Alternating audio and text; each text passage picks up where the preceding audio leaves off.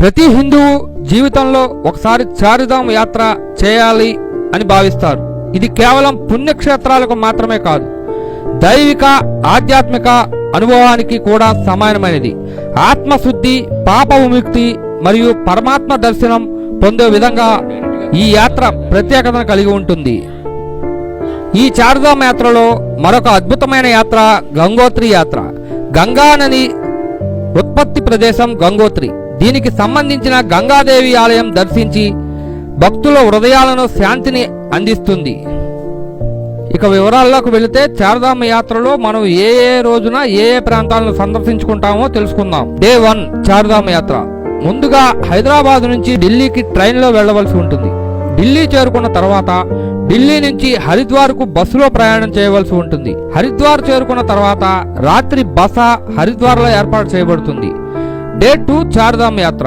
హరిద్వార్ నుంచి బార్కోట్ ప్రయాణం. బార్కోట్ చేరుకున్న తర్వాత బార్కోట్ లో రాత్రి బస చేస్తాం. డే 3 చార్ధామ్ యాత్ర. బార్కోట్ నుంచి జానకి చెట్టి వెళ్లి జానకి చెట్టు నుంచి యమునోత్రికి వెళ్లి వెనుతిరిగి బార్కోట్ కు వచ్చి రాత్రి బార్కోట్ లో బస చేయవలసి ఉంటుంది. డే 4 చార్ధామ్ యాత్ర.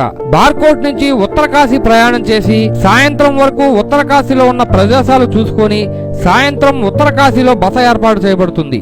డే 5 చార్ధామ్ యాత్ర. ఉత్తరకాశీ నుంచి గంగోత్రిని దర్శించుకొని తిరిగి ఉత్తరకాశీ ప్రయాణం చేసి రాత్రి ఉత్తరకాశీలో బస చేయవలసి ఉంటుంది. డే 6 చార్ధామ్ యాత్ర.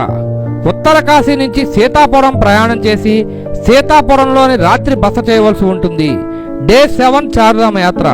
సీతాపురం నుండి సోన్ ప్రయాగ్ బస్సు ద్వారా ప్రయాణం ఉంటుంది.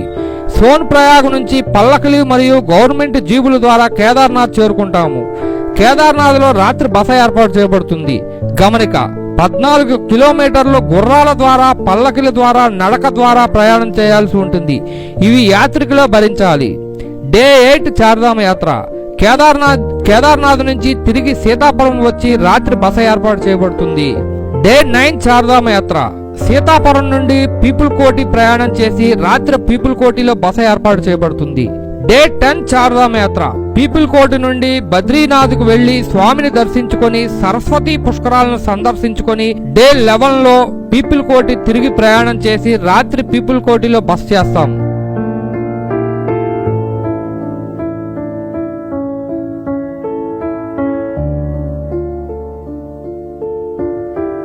డే 12 చార్ధామ్ యాత్ర. పీపుల్ కోటి నుంచి హరిద్వార్ కి తిరుగు ప్రయాణం. హరిద్వార్ లో రాత్రి బస చేస్తాం. డే 13 చార్ధామ్ యాత్ర. హరిద్వార్ నుంచి ఢిల్లీ తిరిగి ప్రయాణం చేస్తాం. డే 14 ఢిల్లీ నుంచి హైదరాబాద్ కి ఇంటికి చేరుకుంటాం. ఇక చార్ధామ్ యాత్ర ప్యాకేజీలు ఎలా ఉన్నాయి, భోజన వసతులు ఎలా, వసతి ఏ విధంగా ఉంటుంది అన్న విషయాలు తెలుసుకుందాం. సౌకర్యవంతమైన ఏసీ బస్సు, అన్ని భోజన వసతులు, హోటల్ సౌకర్యాలు, అనుభవజ్ఞులైన మార్గదర్శకాలు, అన్ని ఆలయాల సందర్శన, ప్రత్యేక పూజలు, అన్ని రకాల సదుపాయాలు శివకార్తికేయ టూర్స్ అండ్ ట్రావెల్స్ వారు చూసుకుంటారు. వీటన్నింటికి గాను కేవలం 45,000 రూపాయలు మాత్రమే ప్రతి ఒక్క యాత్రికుడికి చెల్లించాల్సి ఉంటుంది. టికెట్లు పరిమిత సంఖ్యలో ఉన్నాయి.